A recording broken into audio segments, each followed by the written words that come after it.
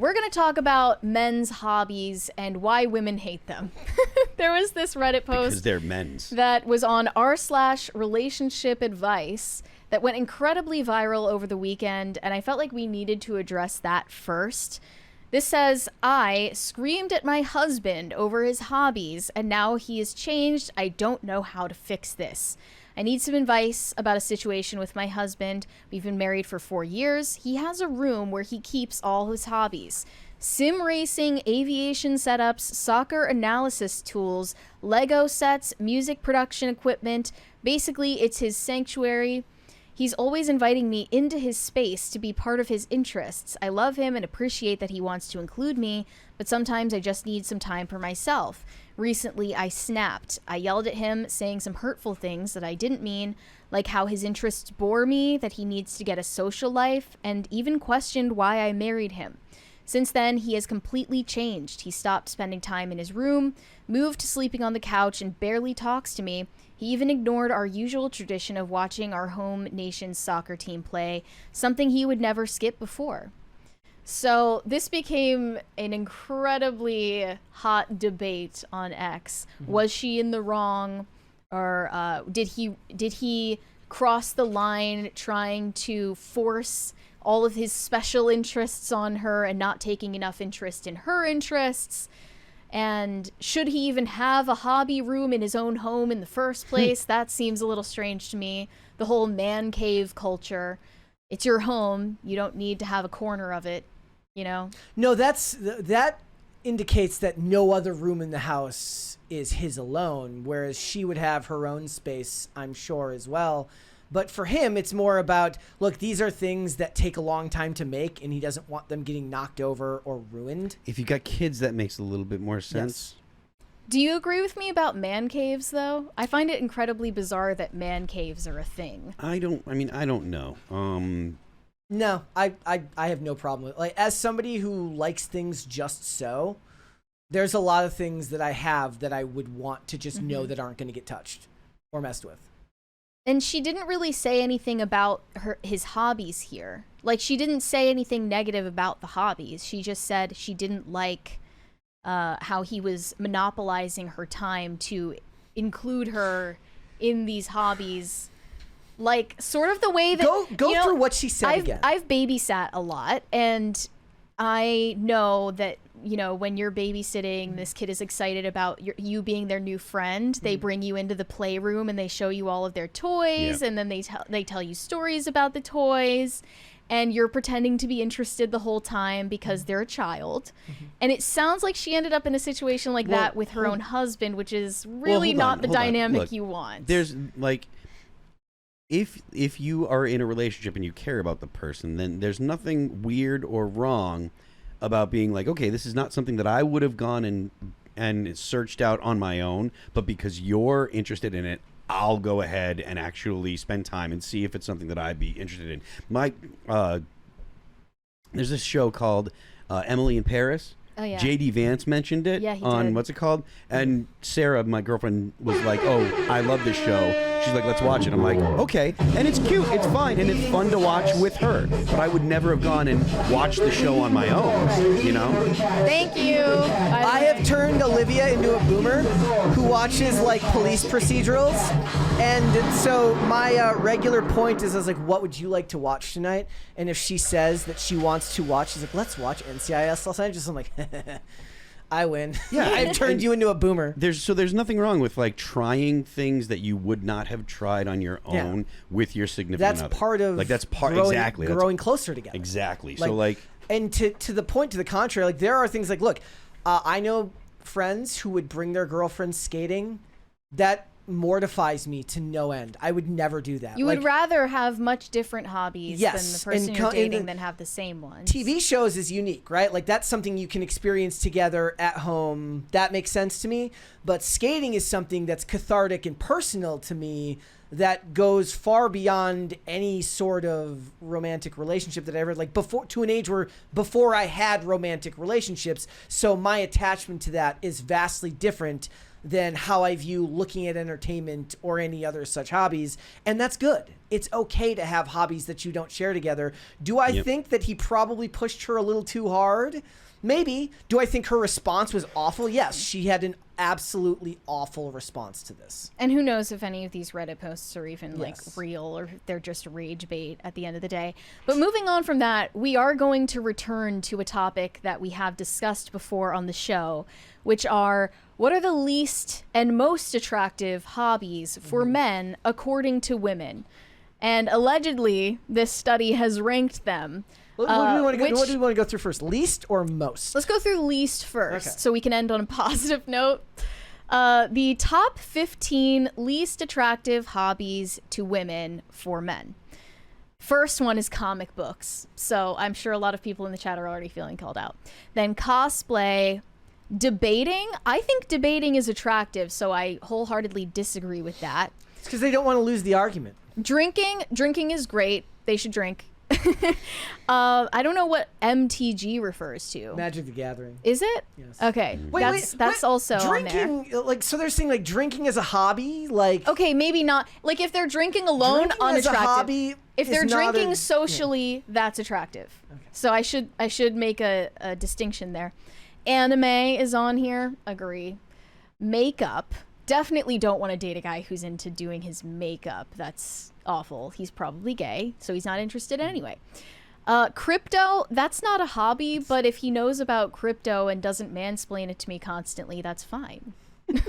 I was watching this YouTube short the other day about it was like judging supercar drivers and their hobbies or something like that, and one was like the Lamborghini bros when they get out just want to show, they immediately take out their phone to show you their crypto portfolio.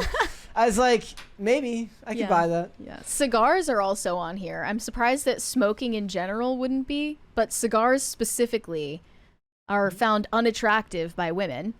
I can see how cigar smoking seems a little bit LARPy. Like, oh, I'm like old world. I have a smoking jacket. Don't let Michael Knowles hear you say that. Yeah. I will not let him hear me say that. I think he would blacklist me from this industry. Clubbing is on here. Definitely unattractive. Yeah. Well, yeah, it's like, hey, I don't want to spend time with you. I want to spend time with sexually charged strangers in dark rooms drinking Yeah. alcohol. That would go for both sexes. I think Yes. everyone would agree that clubbing is not even a hobby, but if it is one of your hobbies, that is unattractive. It's not a hobby.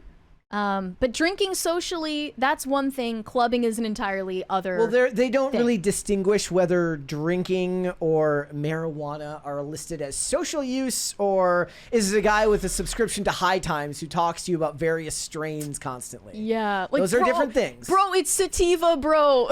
Those are, all I'm saying is that those are different Yeah, things. Like marijuana somebody- was right there underneath clubbing. Somebody, you know, who enjoys smoking weed once in a while is very different from somebody who wants to talk to you about strains. There are and different how it's types it's of very- weed heads.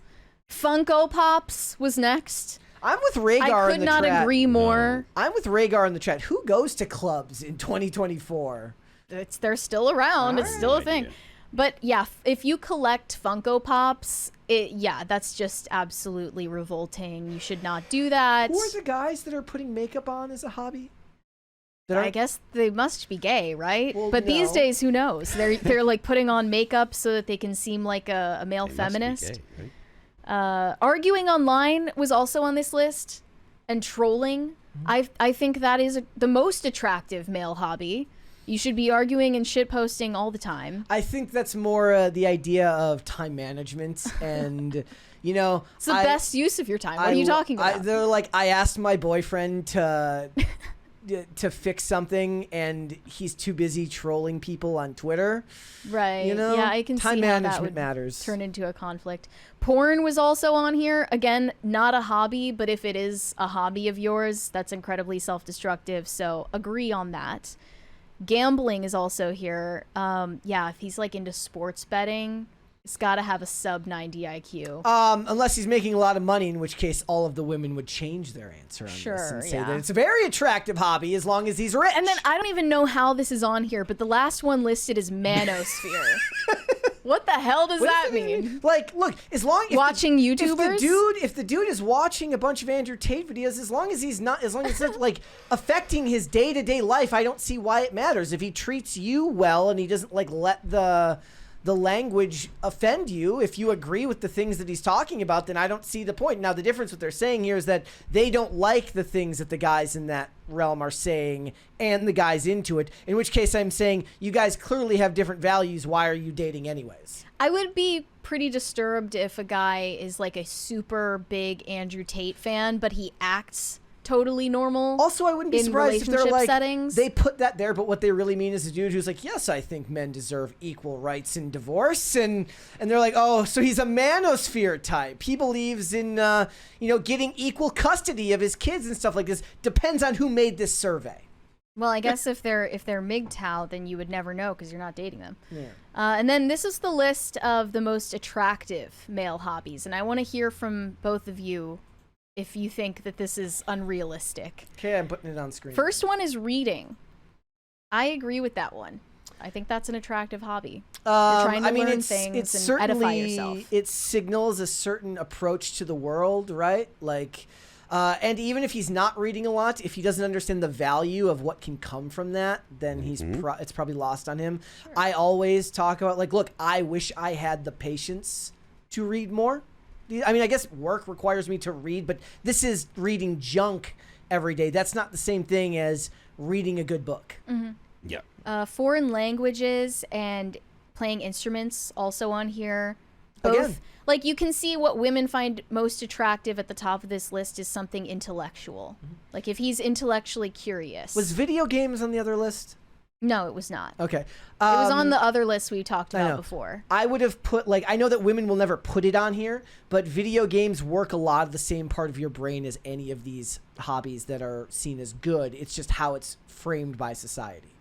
I disagree. Because you're consuming media. I mean, it's active engagement. I mean, depending on the game, it's active engagement of your brain. Yeah. And Musk has been talking on X a lot about, or actually, no, it was when he sat down with Joe Rogan. He was talking about using the people that play video games have significantly better hand-eye coordination. And if you're a surgeon and you play video games, you have better results. That's cool. Because you are practicing your fine motor skills and stuff more, because you have to be able to, and there's immediate feedback. If you do something wrong, your character dies. It's problem solving and figuring out the world. So there's active. It's not the same thing as he was talking about it as dexterity, using dexterity and stuff like that. But it uses a different part of your brain that passively consumes a television show. Like, most of the time when I'm watching TV, it's like background noise, and I'm also on my phone, whereas, unless I'm reviewing it and I'm taking notes for it, whereas if you're playing a video game, you're not doing it as background noise. Your brain is actively seeking to finish an objective. I would still say that in terms of hobbies that are intellectually edifying, video games would be subordinate to something like reading a book. Definitely, because I think reading a book requires far more active imagination. They're gonna work on two different parts of your brain, though.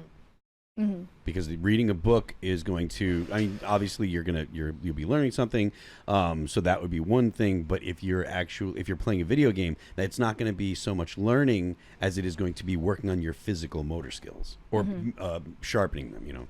The rest of these were cooking, woodworking, painting, writing, gardening. Okay. I would find it incredibly unattractive if a man were into gardening. I will, but this might be one of those things where women don't actually know what they like. They like the idea of liking that, but then when they would see it, it would give them what Mary would call photography. If he's a photographer, he's just a pervert. Farmers have been getting laid for a long time, so don't tell me that. Not a farmer, a gardener. He's planting flowers. I do want to point out that several of these, whether it's playing instruments, cooking, woodworking, painting, all of them are ones that can be turned into very successful content creator careers, right? Like, half of my YouTube Shorts feed is interesting woodworking These videos. Other ones were a little bit random. Astronomy.